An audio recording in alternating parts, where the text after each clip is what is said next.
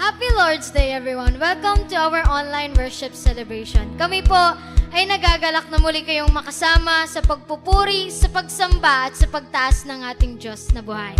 Kaya tayo po ay magpuri sa ating Panginoon.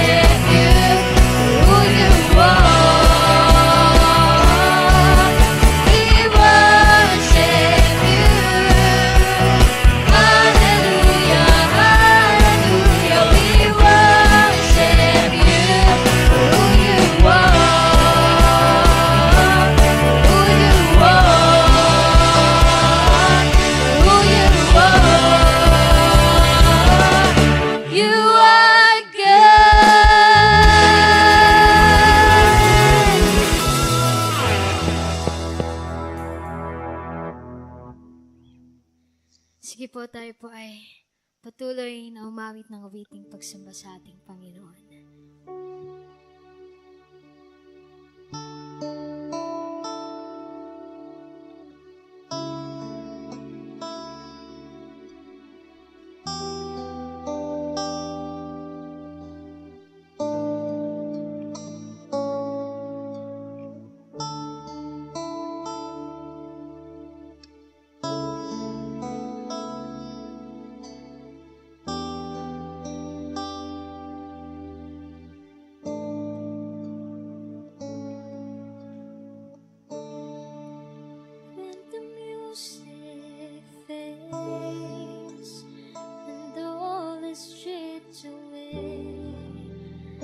Simply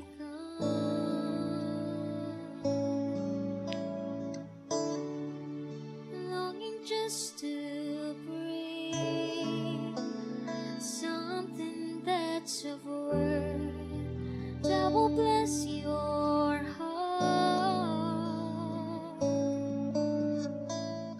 I'll bring you more than a song, for a song in itself, it's not what you have required. You search much deeper within, through the way things appear. You're looking into my heart.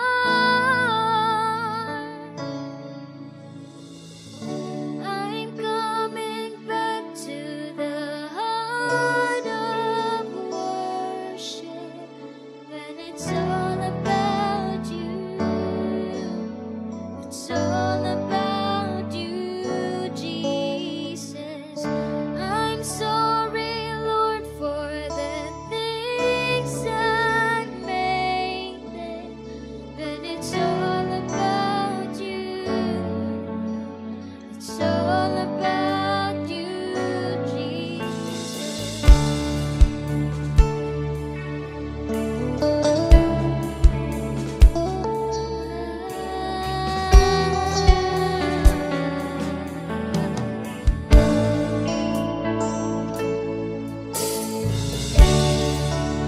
King of endless world, no one could express how much you deserve.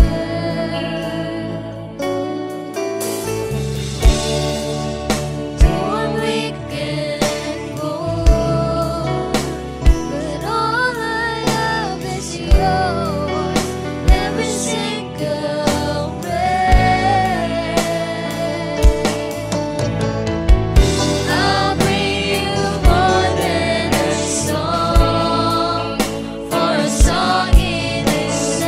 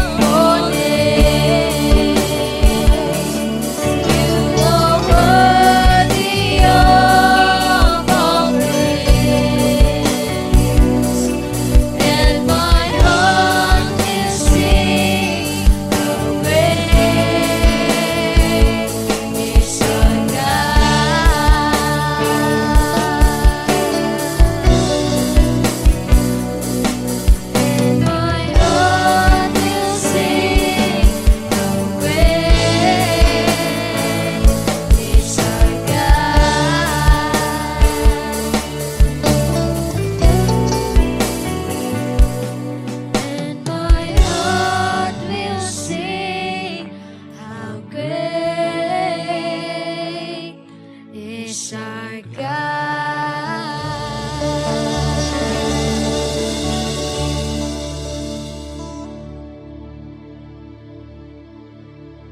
You are welcome to send your tithes and offering and your seed to the man of God. May the Lord bless your generosity and your support in our ministry. Kindly send your seeds and your tithes into this GCash account number, 0912-7327627. God bless you bountifully.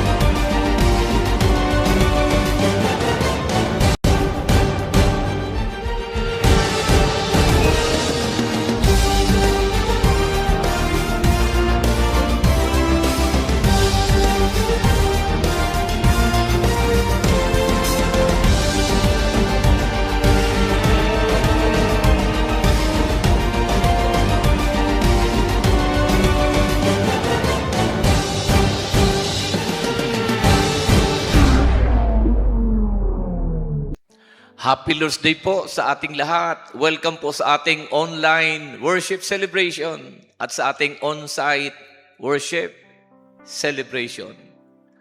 Magsaya tayo, magdiwang, magpuri at sumamba sa ating Panginoon, and let us grow together in serving the Lord. I have a very important message today entitled, A Disciple That Can Change the World.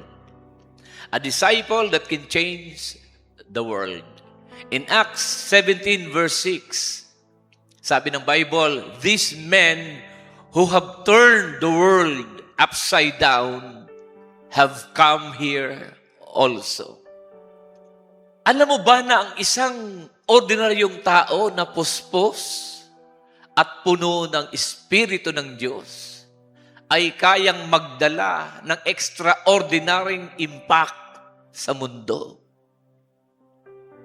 When you look at the early church, hindi naman sila sikat, hindi naman sila mayaman, hindi sila political leaders, but they changed history. They turned the world upside down. Or in God's eyes, they turned the world right side up. Ang tanong, ikaw ba, disciple ka lang sa pangalan? O disciple ka na may impact? Are you a fan of Jesus? Or are you a true follower who will change the world? Ano ang katangian ng isang disipulo na kayang baguhin ang mundo? Una, a world-changing disciple follows Jesus wholeheartedly. In Luke 9:23, sabi ng Bible, whoever wants to be my disciple must deny themselves and take up their cross daily and follow me. To be a disciple of Jesus is not just to believe in Him. It is to follow Him. Hindi lang pananampalataya, kundi dibdibang pagsunod sa Diyos ang pagiging disipulo. Hindi ito seasonal faith. Buong buhay, ibinibigay mo kay Lord. Hindi ito convenience-based Christianity. Ito ay commitment. Hindi ka naglilingkod out of convenience. Kapag komportable ka, kapag convenient ka, maglilingkod ka. Hindi. Ang paglilingkod, ang pagiging totoong disipulo, commitment. Binibigay mo ang buhay mo kay Lord. Hindi lang ito tungkol sa pagpapala. Ito ay tungkol sa lordship ng Panginoong Hesus. Ang tunay na disipulo, sumusunod kahit mahirap. Even when it is uncomfortable, unpopular, or painful. Following Jesus will cost you everything. But not following Him will cost you even more. Mga kaibigan, mga kapatid, kung totoong mga disipulo, totoong mga Kristiyano tayo, binibigay mo ng seryoso ang buhay mo sa Diyos. Kahit may sakripisyo at hirap. Huwag lang convenience. Pangalawa, kapatid, a world-changing disciple has a transformed life. Merong transformation. Merong testimony of a changed life. Romans 12 verse 2, do not conform to the pattern of this world, but be transformed by the renewing of your mind. World changers do not just go with the flow. They go against it. Kapag disciple ka ni Jesus, binabago niya ang mindset mo. Binabago niya ang priorities mo, ang desires mo. Hindi ka na kontrolado ng kultura ng mundo. You are controlled by the Spirit of the Lord. Ang Espiritu ng Diyos ang nagkukontrol sa iyo, hindi yung kultura ng mundo. While some Christians are compromising with the world, ang mga tunay na disipulo, hindi ipapahiya si Lord. Kung tuto kang disipulo ng Panginoon, panindigan mo ang buhay na kalugod-lugod sa Diyos. Hindi ka nagko-compromise sa mundo, sa mga kasama mo, mga kaibigan mo sa labas. No. Dapat makita nila, iba ka kaysa kanila. Iba ka kaysa iba. You don't compromise. Ito yung tanong. May nakikita bang pagbabago sa buhay mo? Do people see Jesus in how you speak? Do people see Jesus in how you act and live? You cannot change the world if you look just like it. Hindi mo mababago ang mundo kung kagaya ka rin ng nila sa ginagawa mo. Hindi mo mababago yung mga kaibigan mo, mga kapitbahay mo. Kung yung kanilang ginagawa, ginagawa mo rin. Kung ang sistemang kanilang ginagawa, ang kanilang pamumuhay, ginagawa mo rin. Kahit pamilya mo, hindi mo mababago ang pamilya mo. Kung magkapareho lang kayo ng ginagawa, dapat makita iba ka. Habang sila ay nag-iinuman, nagsusugalan, iba ka. You don't compromise with them. You don't compromise with the world. Pangatlo, a world-changing disciple is empowered by the Holy Spirit. In Acts 1:8, but you will receive power when the Holy Spirit comes on you, and you will be my witnesses. Hindi natin kayang baguhin ang mundo sa sariling lakas. Even the disciples waited for the Holy Spirit before they move. Kaya ang tanong, are you filled with the Holy Spirit?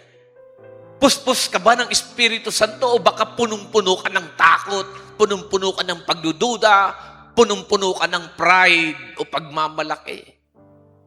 Power to witness, power to love, power to endure, power to stand.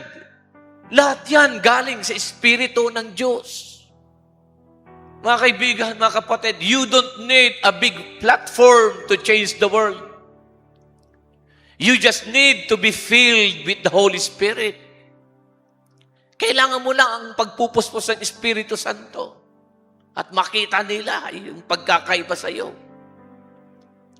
Pang-apat, a world-changing disciple is bold in sharing the gospel. A world-changing disciple is bold in sharing the gospel. Romans 1:16, for I am not ashamed of the gospel because it is the power of God that brings salvation to everyone who believes. A world-changing disciple is not ashamed to share the gospel. Paano natin babaguhin ang mundo kung mahiyain tayo?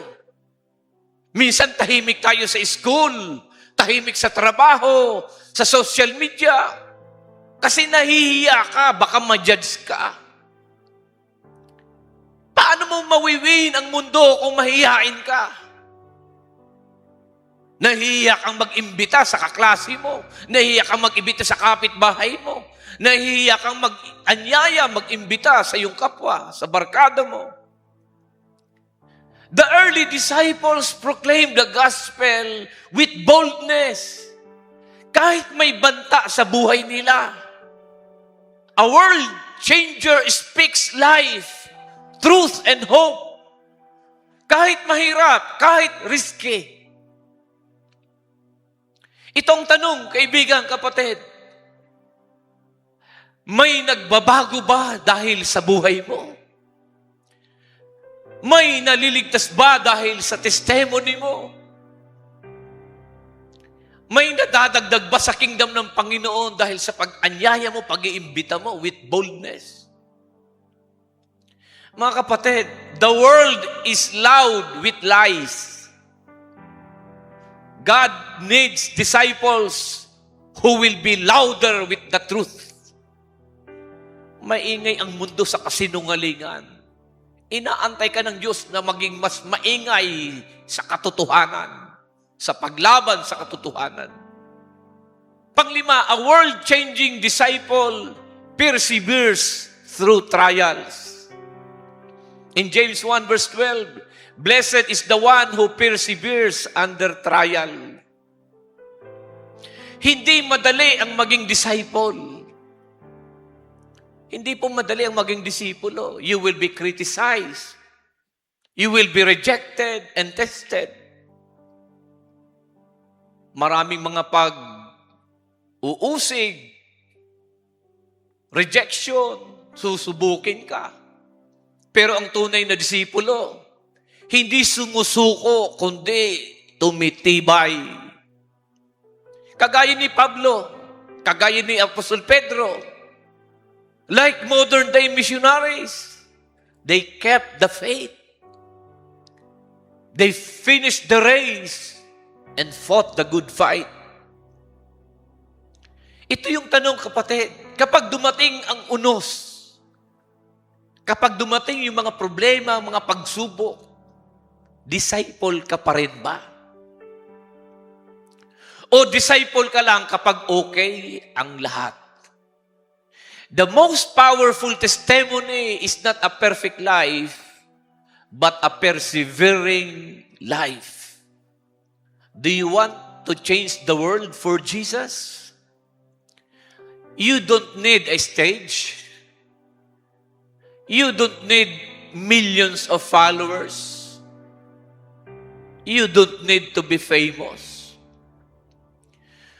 Hindi mo kailangan na marami kang followers sa Facebook at maging sikat ka para baguhin ang mundo. You just need to be surrendered, spirit-filled, and sold out for Jesus. Maging sold out ka lang kay Lord. Talagang handa mong itaya ang buhay mo, reputasyon mo para kay Lord. God used 12 disciples to reach the nations. Imagine what God can do with you if you say yes to Him completely. Tanungin mo ang sarili mo, kapatid. Lord, am I really your disciple? Or just a fan? Am I willing to go wherever you send me? Even if no one claps for me? Handa ba akong sumunod sa iyo kahit saan? Kahit walang pumapalakpak? Handa ba akong sumunod? Will I be bold enough to live out the gospel?